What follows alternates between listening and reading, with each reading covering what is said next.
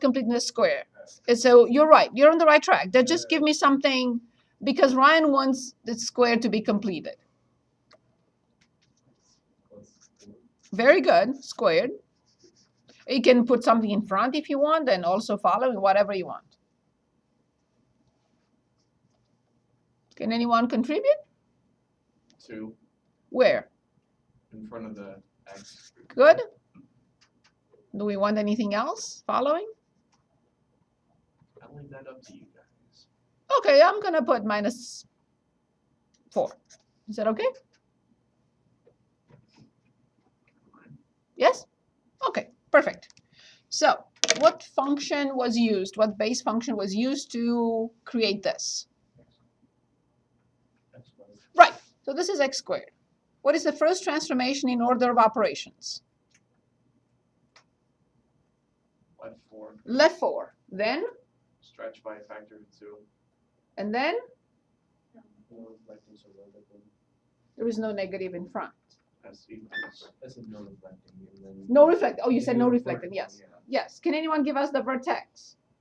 I only made a fool of myself with my arms, right? But we already know the range, and we know the vertex. One more time. X squared, x plus 4 squared, stretching by a factor of 2, down 4. Can anyone give us the vertex? I'll pass, but I don't know. Do you all agree? Yes? What is the shape? We already know the shape. Since the leading coefficient is 2, which is the number greater than 0, the shape will be, yes, which means a minimum. Very good. Awesome. I can already write number 7. What was number 7? And behavior? Symmetry. You're right, but it's a good point you're making. We normally don't think in terms of the end behavior for a quadratic because it's one of the basic functions. Never So- really changes unless you make it negative. Or Exactly. It's one of the 2 basic functions, linear, quadratic. Good. So what is the range?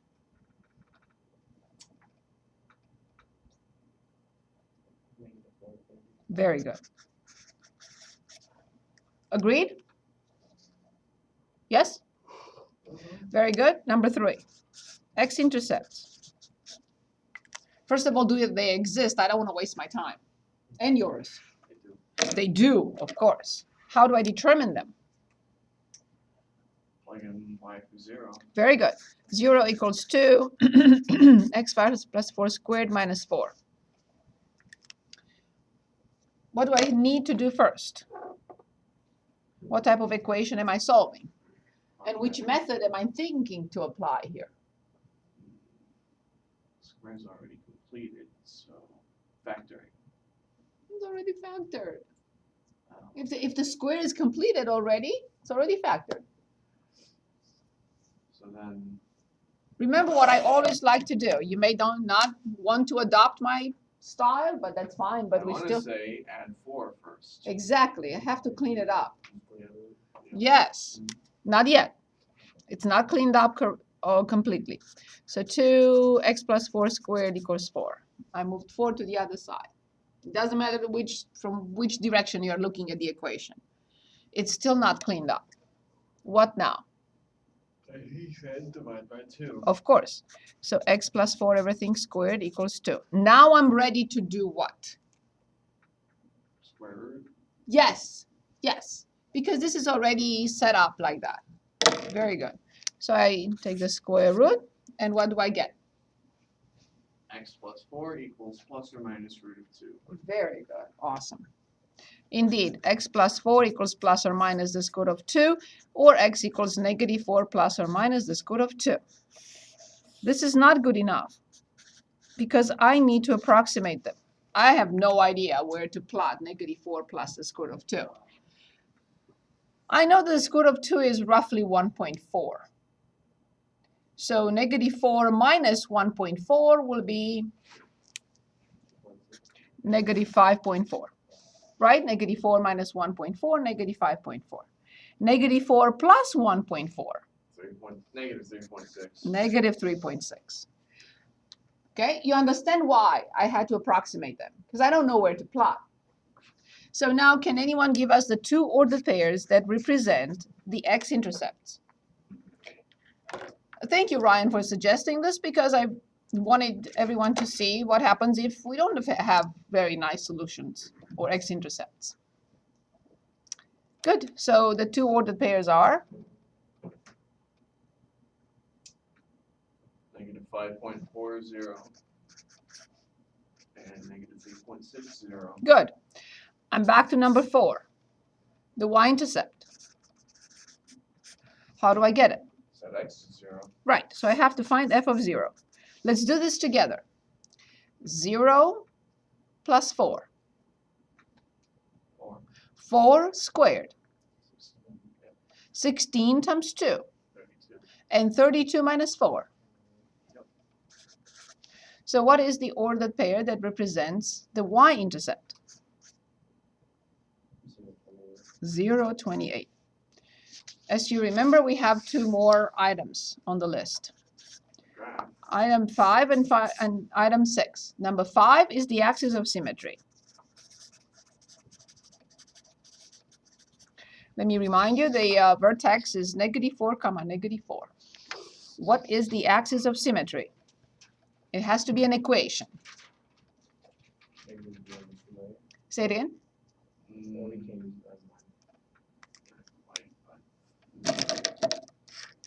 Oh, x equals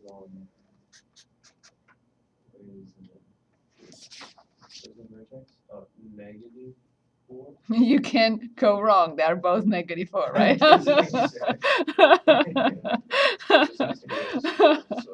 Okay, so now this function have a max or a min? Hi, Rex. Max or a min? Min. So now I have to write the min value of f of x is Negative 4. negative 4. Good. You can also write y equals negative 4. Good. Ready?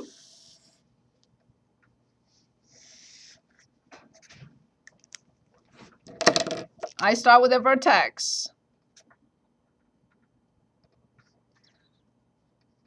Oh, I'm sorry. I think you did it right. No, I didn't. I didn't. Oh. I wanted this, not what I just grabbed. Sorry about that. So negative 4, negative 4. Then the axis of symmetry, which is x equals negative 4. Then the 2 points of intersection of x-intercepts, I have to make sure that they are symmetric. I can graph one here and one here. They will not be symmetric with respect to the y-axis. With respect to the axis of symmetry, I meant to say. Okay, so right here and right here. And then 0, 28. I'm going to say 5, 10, 15, 20, 25, 28. Ready? Here's the graph. It's not perfect. I'm trying to keep it in shape, as symmetric as possible, not too sharp at the vertex. And I write f of x equals twice x plus 4 squared minus 4.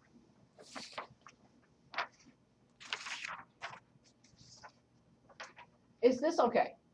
That's it, so. Everyone, any questions? Any questions on this?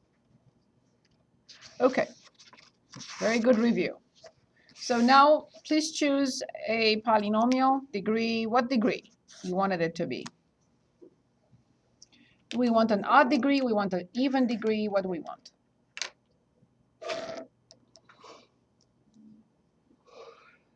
Does anyone would like to?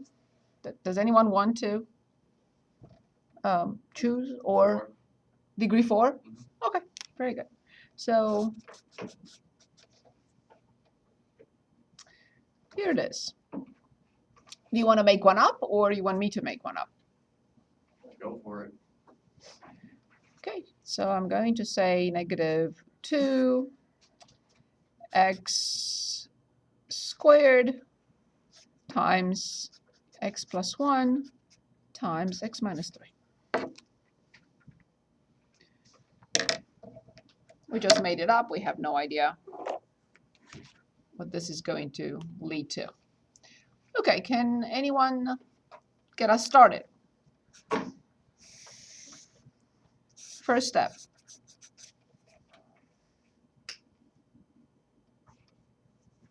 What do I need? X-Intercepts. Say it again. Right, X-Intercepts. Right. I would recommend starting with the domain first, and then the degree. Domain, I'd say all real numbers. Thank you. Very good. What is the degree again for this polynomial? Right. 2 here, 1 here, and 1 here. When I multiply x squared by x, I get degree 4. Very good. What is the maximum possible number of turns? It doesn't have to turn this many times. But yes, degree minus 1 is the maximum possible number of turns. Very good. And behavior. What is the leading coefficient? -2. Good.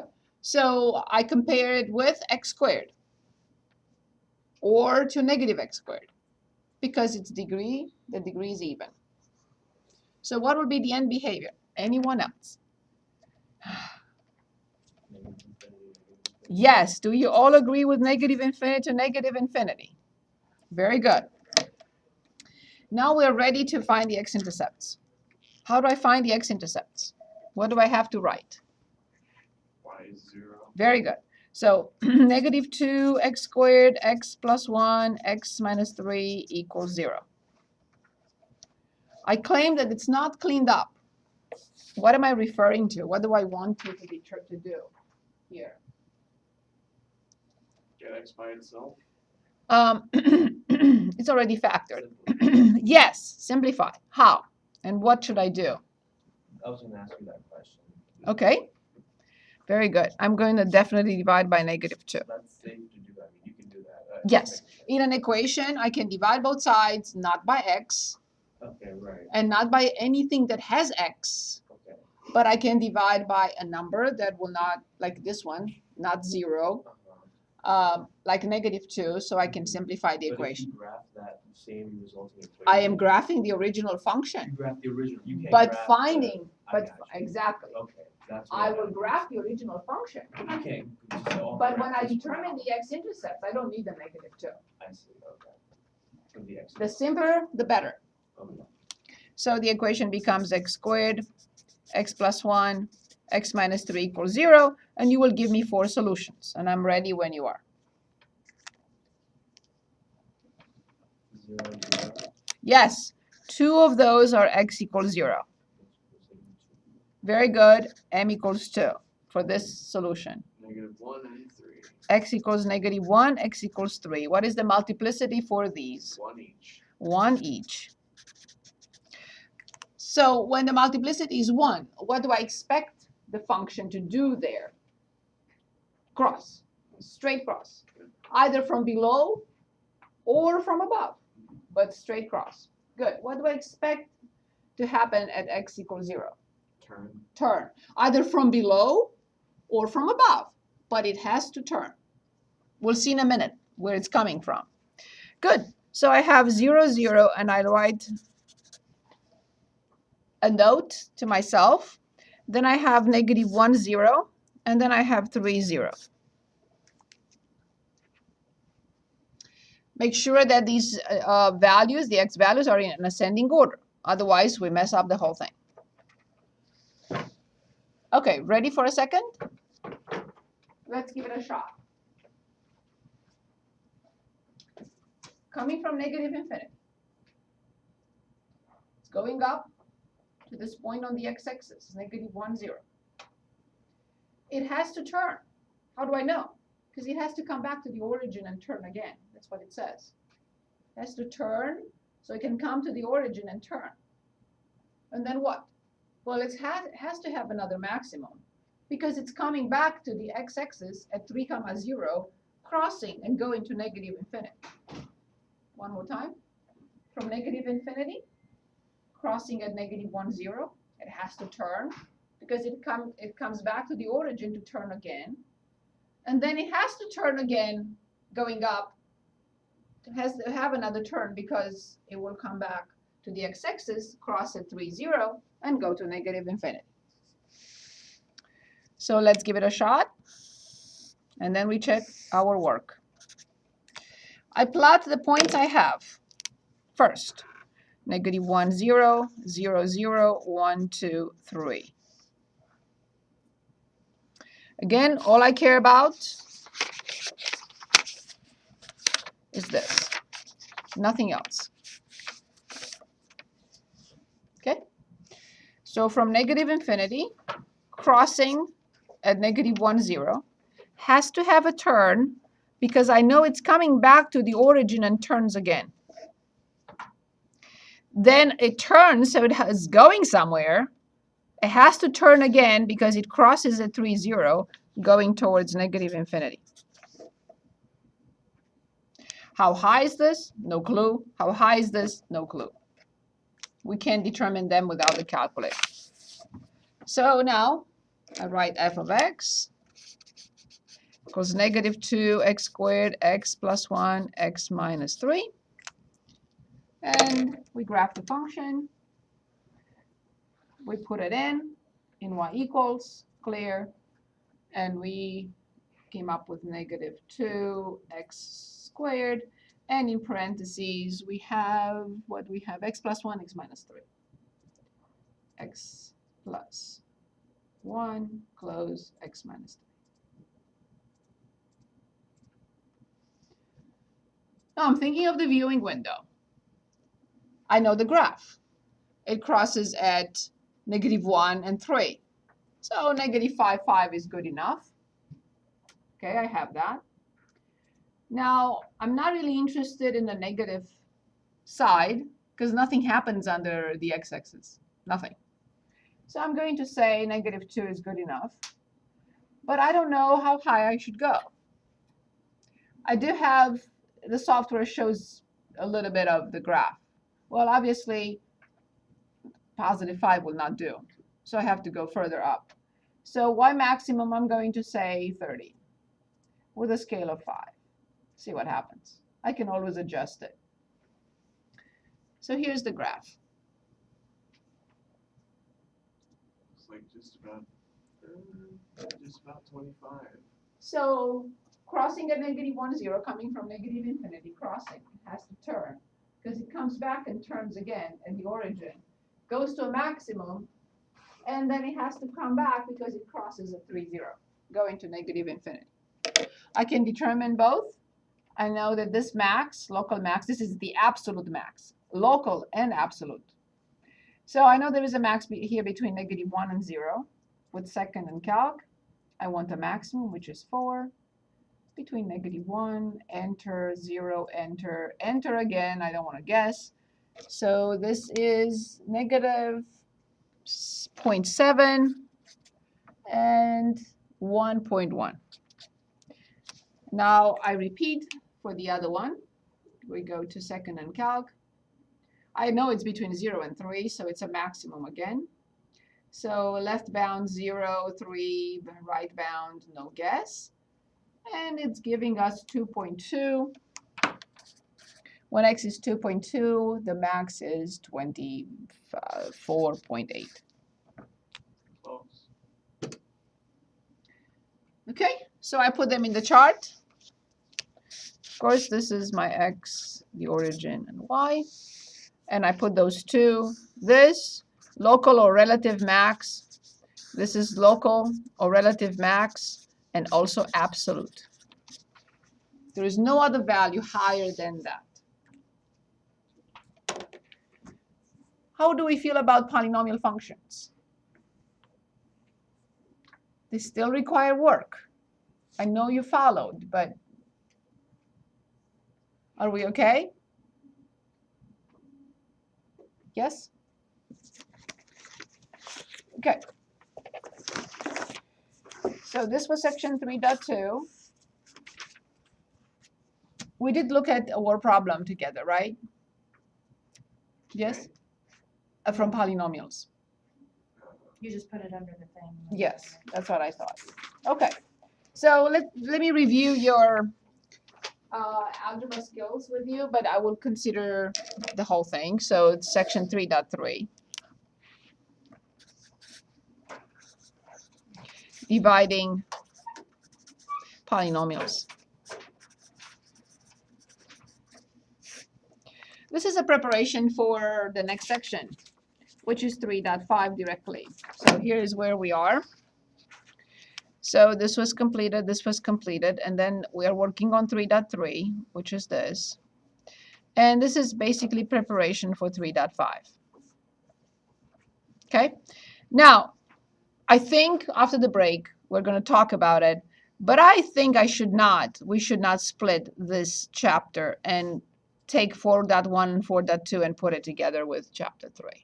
It's totally different. They're in there two different functions that basically have nothing to do with polynomials. So we'll decide that after we come back from the spring break. Okay? So for now, let's look at dividing polynomials. So there are different situations here. One situation is when I have a polynomial at the top and a monomial in the denominator. This is not mentioned in your book, but it should have been. This is a very simple situation. I'll explain in a minute. The other one is when I divide a polynomial by another polynomial, but not a monomial. What is a monomial? One term, one product. And I'll give you an example in a minute. In this situation, we have two options. The long division is always applicable, no matter what. Not here, but in a polynomial over a polynomial, the long division is always applicable. There is a special case, however, in which we divide a polynomial by a linear divisor, x minus a. Notice 1 and power 1 and degree 1. In this case, we can use either long division or what it's called synthetic division. So we're going to look at all these. Let's start with a very simple example here. So a polynomial over a monomial. So here it is. X to the third minus x squared plus 4x minus 3. Let's say we want to divide by one term. Let's say x squared. And I'm going to ask you a question. Can I simplify this with this? No. No, because x squared is not a factor at the top. Term. It's a term. Awesome. Thank you. The only thing we can do here is split the fraction into how many fractions can I split this fraction? Sure. 1, 2, 3, 4. I have 4 terms at the top. I can split it in 4 different fractions. X to the third over x squared minus x squared over x squared plus 4x over x squared minus 3 over x squared. Do we agree with this? Is that clear? Perfect. Now, the only thing we can do is simplify each fraction by itself. What will be the simplified form of the first fraction? X What will be the simplified form of the second fraction? minus 1. What will be the simplified form of the third fraction? I remove an x from the top and I remove an x from the bottom.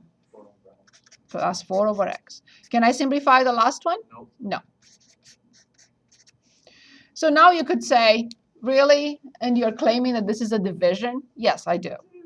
It's the only way.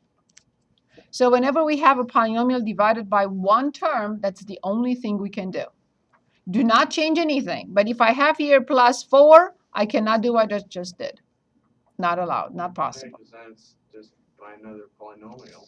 Good. So now I would like to look at a long division first.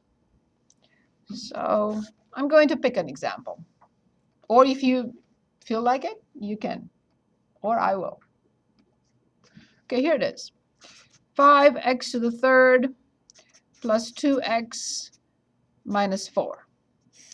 Everything divided by, let's say, x minus 1.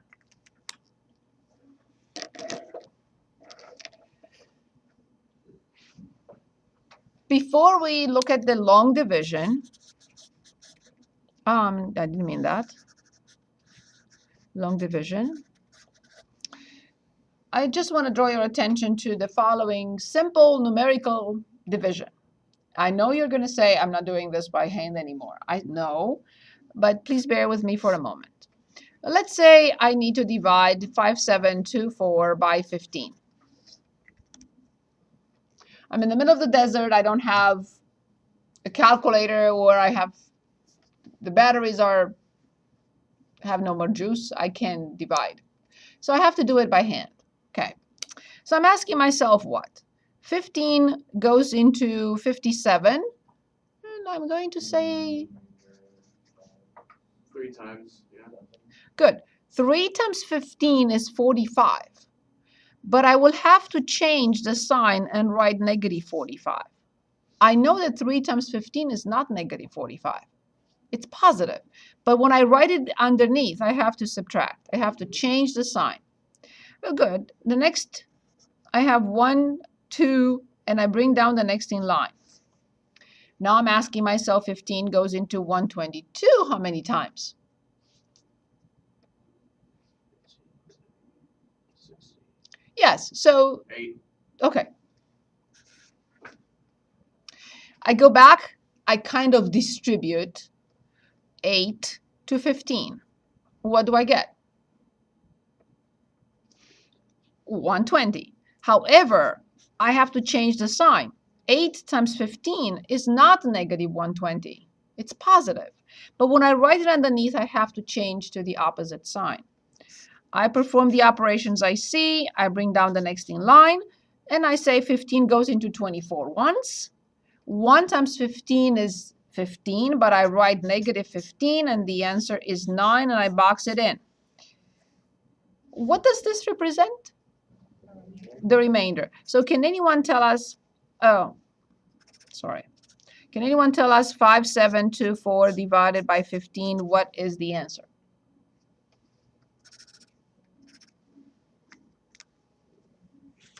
The quotient. 381. Awesome. And then Plus, 900. right, excellent. So the quotient is 381. This is a positive number, so I will put plus 9 over 15. Yes, I could simplify, but don't worry about that right now. Yes, in the case of numbers, I can even write it as 381 integers and 9 over 15. The reason why I did not write it like this is because when we divide polynomials, we cannot write it like this. We have to have a symbol, either a positive or a negative, between the quotient, the remainder, and the divisor.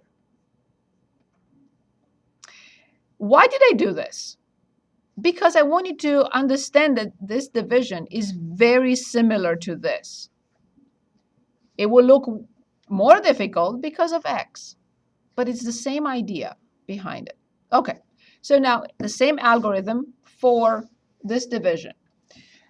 First, I asked myself 2 questions before I start the long division. The first question I asked myself is, both top and bottom, polynomial from the top and polynomial from the bottom, are they in descending order? Yes. If they are not, I have to rearrange them. My second question to myself is, what is the degree of the top? 3. 3.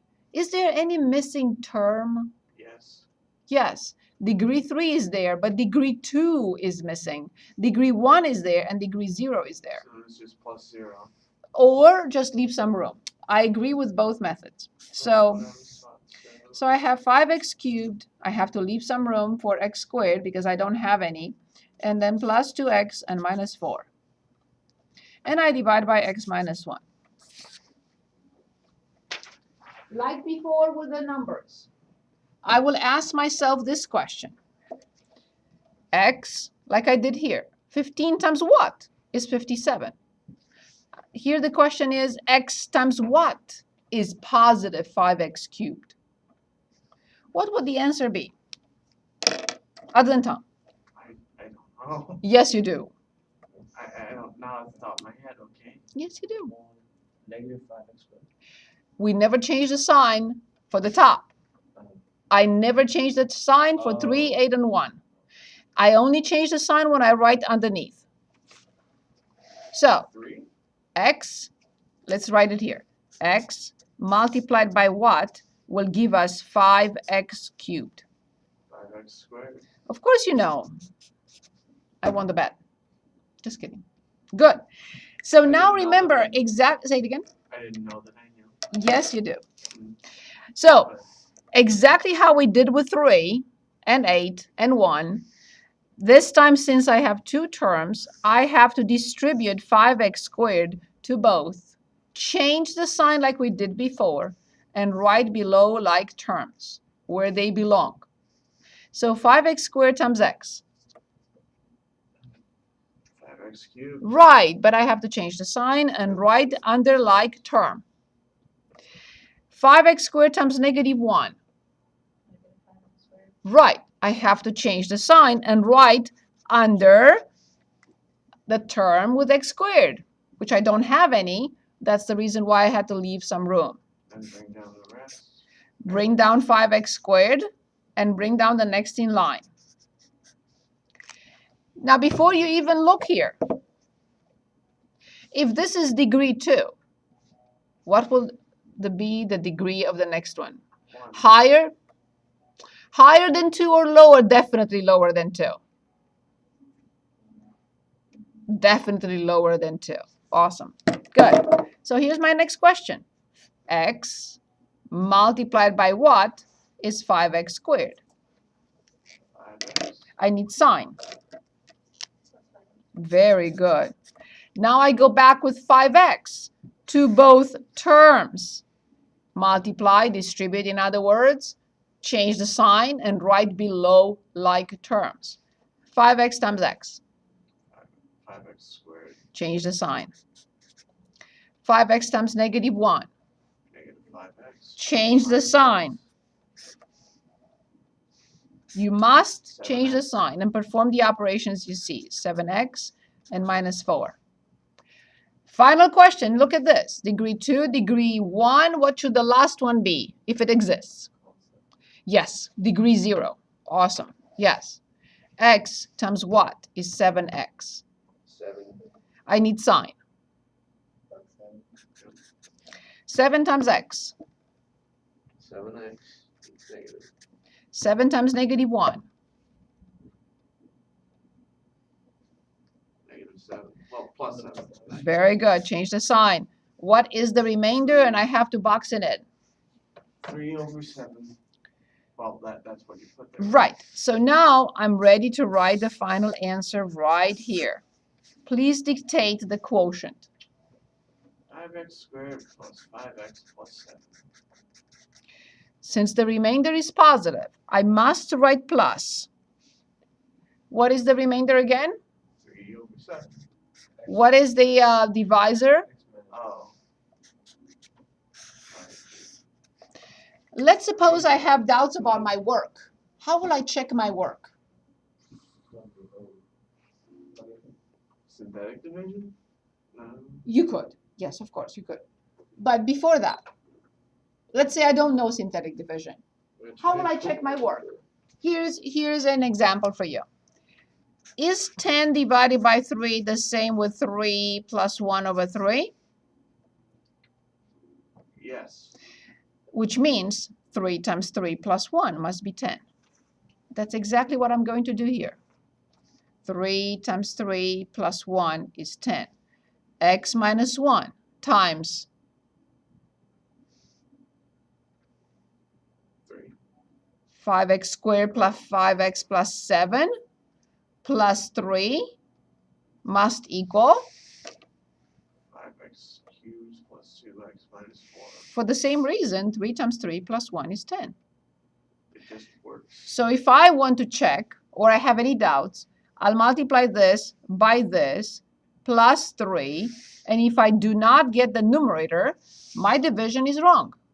Would you like us to do that and check? For once, no. Can you re-explain that? Which part? one? This one? Yeah, 10 over 3 is equal to 1 over 3. 10 over 3 is 9 plus 1 over 3. Okay. 9 plus 1 over 3. And so we did with the monomial.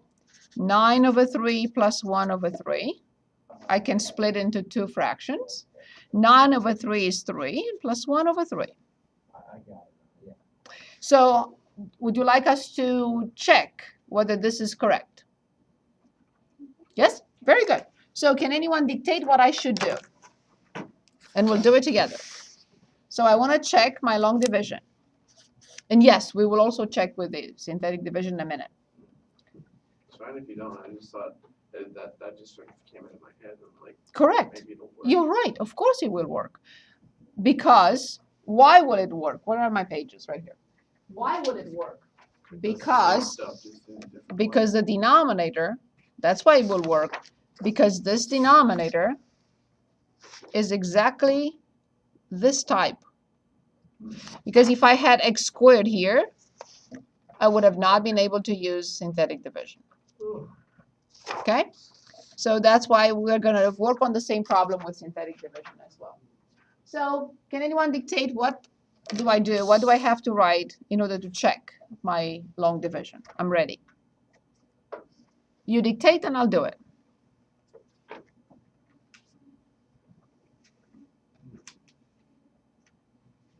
3 times 3 plus 1.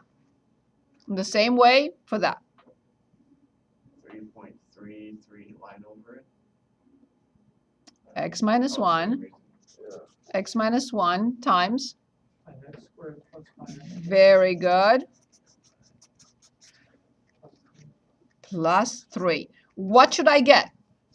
If the long division is correct, what should I get as the answer?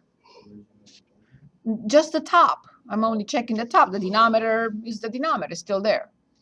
So I have to get the top, right? 3 times 3 plus 1 is the original top.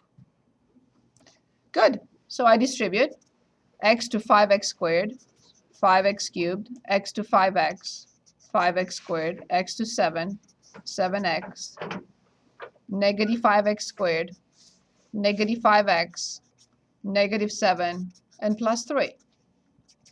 As expected, those two go away. They have to. I get 5x cubed. This is positive 2x, and this is negative 4.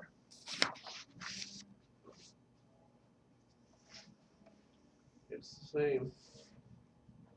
Okay? Is that clear? Everyone? Yes?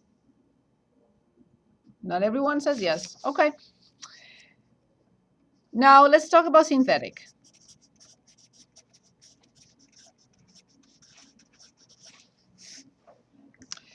Synthetic division has limited application. It's not like the long division. It works anytime except for a monomial. Synthetic division is applicable only when we have a polynomial, any polynomial you can think of, divided by x minus a. What can this be? X minus really anything. Yes, x plus 2. It can be x minus 3.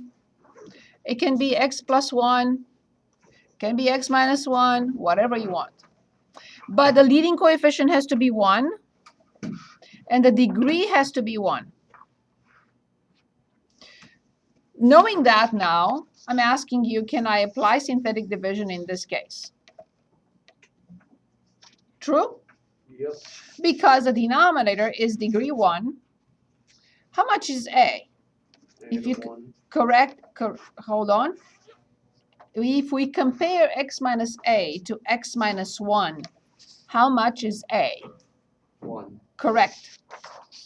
So here is the syntax for synthetic division. We have a little box here in which we put a. That's why I specifically asked, what is a? In the next step, I will copy here just the coefficients, including the missing ones. So What is the first coefficient I have to copy? 5, What is the next coefficient I have to copy? 0, Correct. What is the next coefficient I have to copy? 2. And the last one. That's it. So we are applying now synthetic division. The method is asking us, or requires us to copy the first coefficient. That has to be copied no matter what. In the next step, we multiply 1 by 5. What do I get? When I multiply 1 by 5, You get 5. I get 5. I will write it right under 0 and perform the operations I see, meaning 0 plus 5. 5. Said plus, so. Very good point. Although he's almost asleep, he's right. Why am I not changing signs here? Because we already did it here when we put the A in the box. So there is no need to change signs in the synthetic division. It's already taken care of.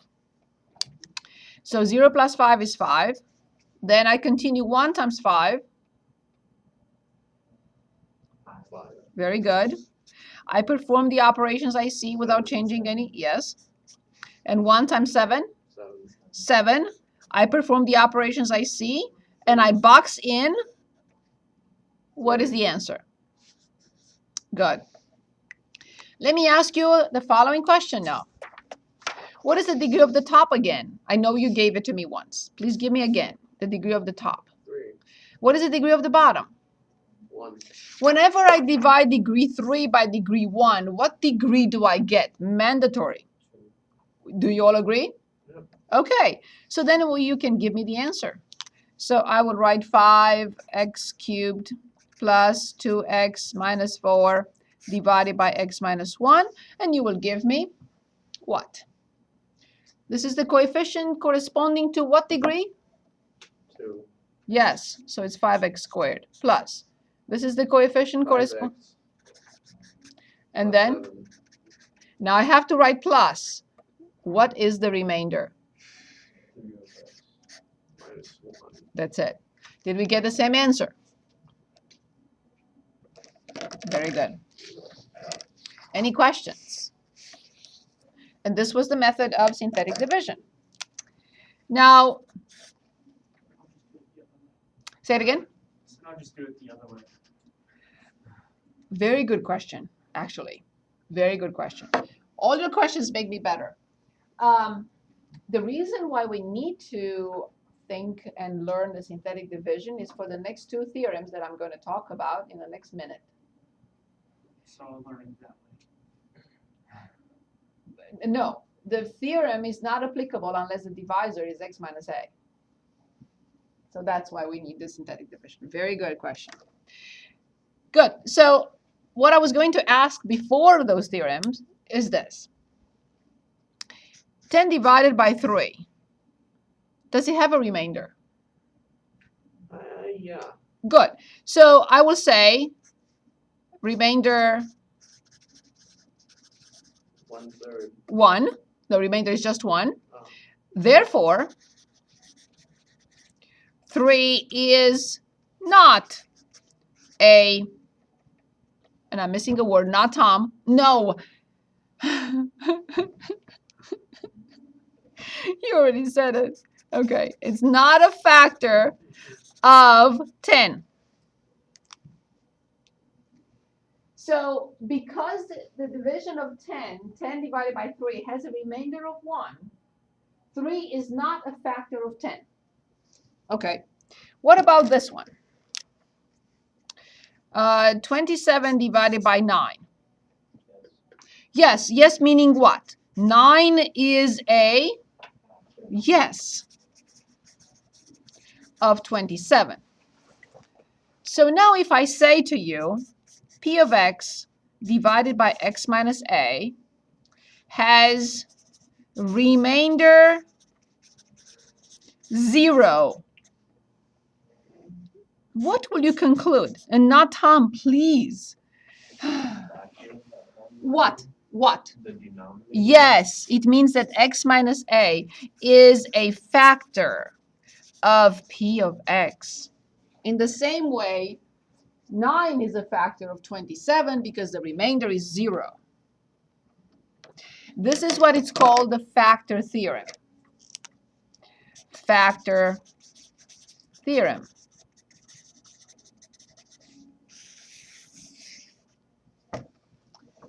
But see, if I have something like in the denominator, x squared minus 5, I have to use the long division, not the next theorem that I'm going to talk about. It's called the remainder theorem.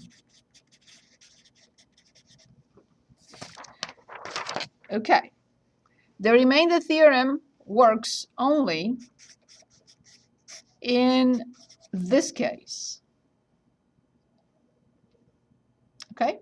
So if I want to divide a polynomial by x plus 5, x minus 3, x plus 25, in this case, the remainder of this division, this may surprise you, is p of a.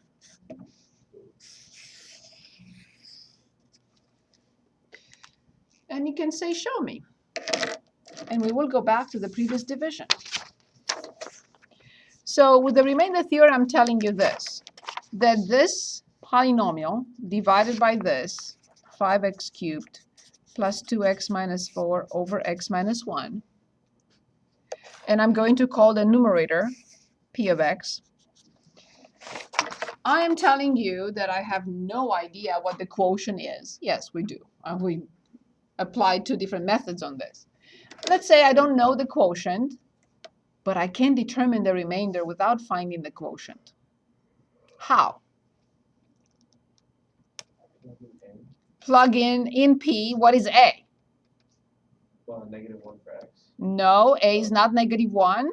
Oh, a is 1. Exactly. So I claim that P of 1 is the remainder.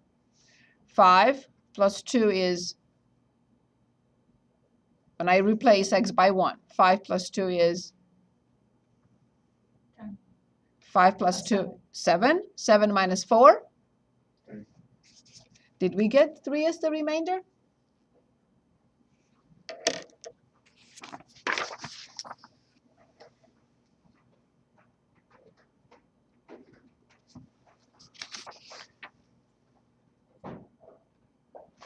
So that's the reason why synthetic division is so important, and it's connected to the remainder theorem.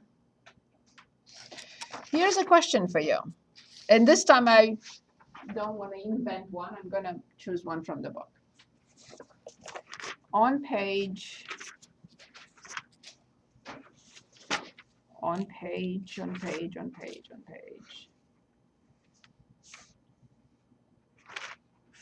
392.